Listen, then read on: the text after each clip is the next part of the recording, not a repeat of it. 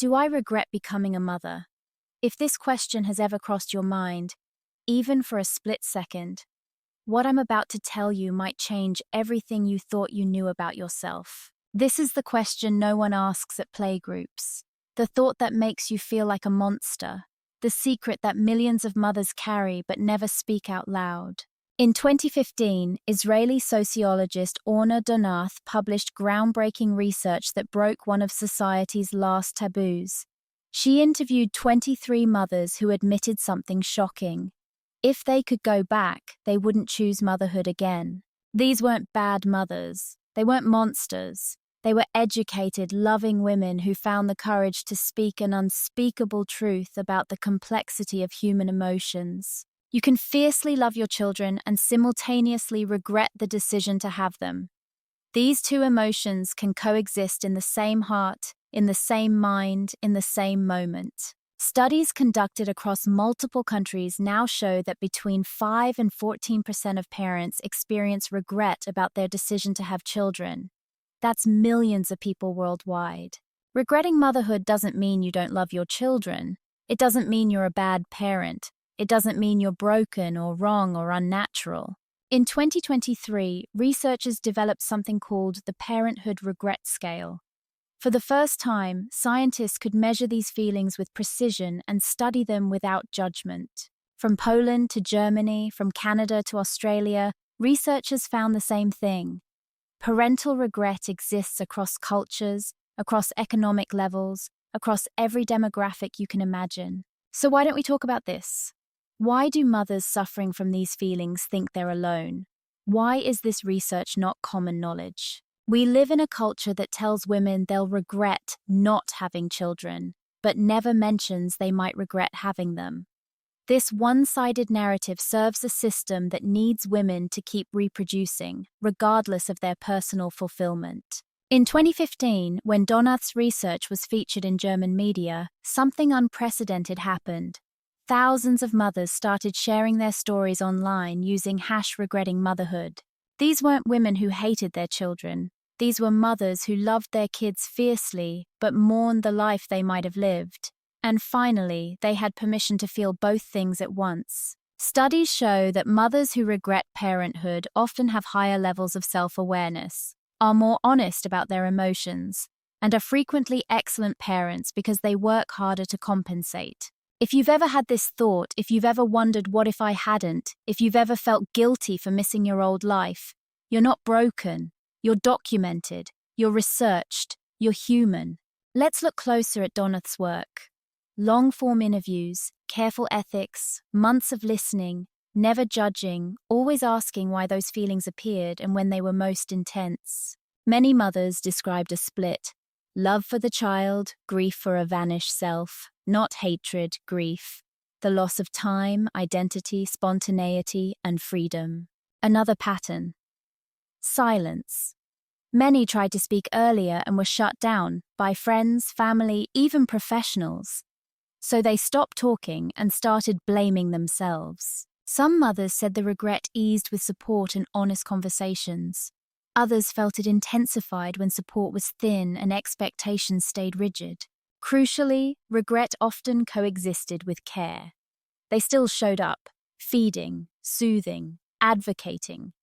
Regret didn't erase responsibility, it complicated the feeling landscape. Donath's insight wasn't a verdict on motherhood, it was a mirror, a way to see the full picture without filters. And that mirror helped countless women name what they felt. Important. Regret can be chronic or episodic. For some it appears in waves, sleep regressions, crises, isolation, and then eases when life stabilizes. Others described a deeper, ongoing mismatch between their temperament, values, or life goals and the daily reality of parenting. No villain, just misalignment. Donath showed that telling the truth doesn't break families. Secrecy does. Honesty, handled with care, can become the starting point for repair. And that's the bridge to the next part, the psychology underneath these feelings, the mechanisms that make them rise, stick, or soften over time. Cognitive dissonance. When the story you were promised collides with the life you live, the mind tries to close the gap, often by blaming you. Identity restructuring, also called matrescence, can feel like an earthquake. Values shift, priorities flip, old markers of success stop working. Chronic sleep debt amplifies everything: irritability, despair, conflict. The brain underslept is a brain under siege. Social comparison makes quiet suffering louder. Scrolling perfect families while you hold it together with coffee and grit rewires your standards overnight. Support ecology. Regret drops when practical and emotional support rise. Not advice, hands, hours, backup. Real help changes biology, not just mood. Attachment is not perfection, it's repair. You will rupture, you will repair. That pattern, not flawlessness, predicts resilience for your child. Boundaries reduce resentment. Saying no to one more task can be saying yes to being a steadier parent later tonight. Language matters. I regret becoming a mother can sometimes mean I regret my current conditions. Naming the right target changes solutions. Couple dynamics. When two nervous systems are exhausted, small sparks become wildfires.